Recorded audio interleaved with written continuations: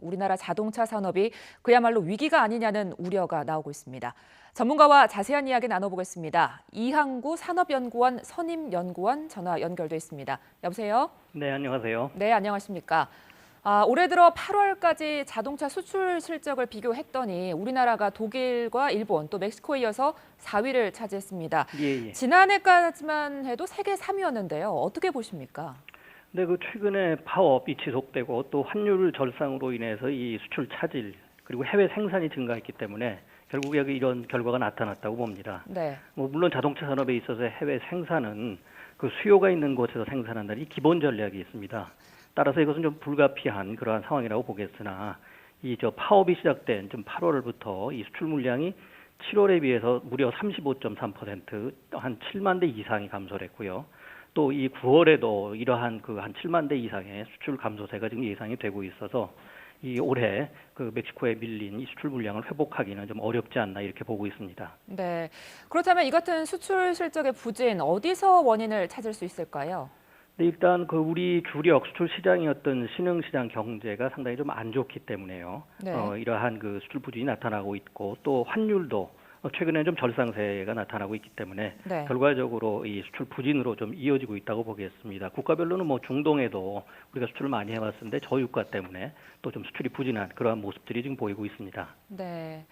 지금 말씀해 주신 것처럼 글로벌 교역 환경의 악화도 있지만 주력 시장인 러시아 등이 신흥 시장 수출 부진이 원인이라는 분석도 있습니다. 예. 이렇게 신흥 시장 수출 부진의 이유는 뭐라고 봐야 될까요? 네, 좀 전에 말씀드렸지만 저희가 4대 시장이면 중국하고 그다음에 브릭스 시장이라 해서 인도, 러시아, 브라질을 들 수가 있는데요.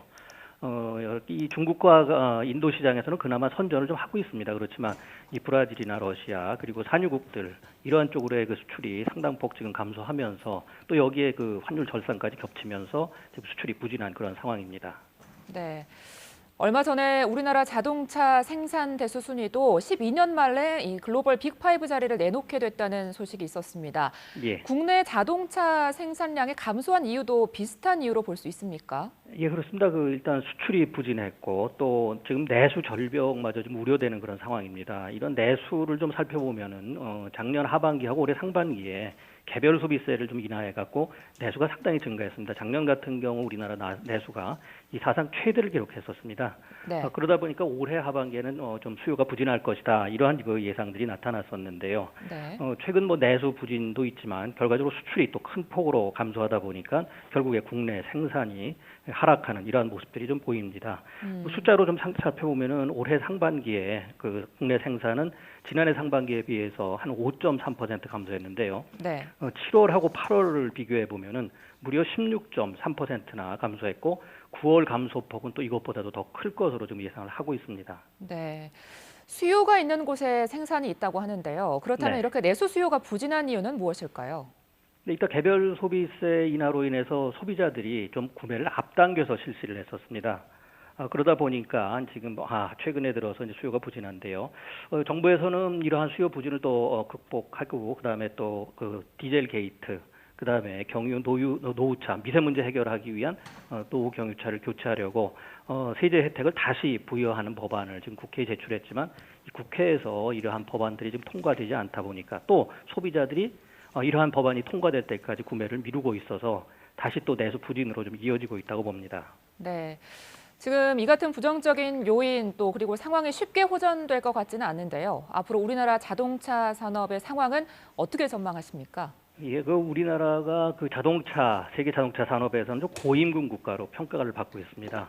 이렇게 지금까지 임금이 계속해서 상승하고 또 생산성은 좀 상대적으로 부진하다 보니까 네. 우리 완성차 업체뿐이 아니라 국내 진출해 있는 외국계 완성차 업체 그리고 또 우리나라에다가 투자를 하려고 의도했던 그런 외국 업체들도 투자를 꺼리게 되겠죠. 결과적으로 이러한 결과가 멕시코와는 달리 국내 생산을 저해하는 그러한 요인으로 작용을 할 것입니다. 국내 완성차 업체 같은 경우는 올해 연말이면은 해외 생산 능력이 무려 540만 대까지 증가할 것으로 지금 예상을 합니다. 그렇다면 네. 이것은 우리의 지금 생산 능력인 465만 대를 훨씬 넘는 그러한 수준이기 때문에 결국에 국내에서의 생산 환경이 나빠질 경우에는 해외 생산을 확대하고 이것이 결국 수출을 대체하면서 국내 생산에도 좀 부정적인 영향을 미칠 수가 있습니다. 네. 그렇다면 이 수출 진작 또는 국내 수요 진작을 위해서는 우리가 어떤 노력들이 필요할까요? 네, 일단 그 단기적인 내수 활성화를 위해서는 노후차 교체 지원이 좀 빨리 이루어져야 된다고 보겠습니다. 그리고 중장기적으로는 좀 내수를 활성화하기 위해서 좀 적정한 가격에 성능이 우수한 또 다양한 친환경 자동차로 생산을 해야 된다고 봅니다. 이 수출을 증대하기 위해서는 국내 생산 비용을 좀 경쟁국 수준으로 맞추려는 이 노사 간의 공동 노력, 그리고 또 국내외 생산의 균형을 가져갈 수 있는 이 자동차 업체의 노력이 좀 요구된다고 봅니다.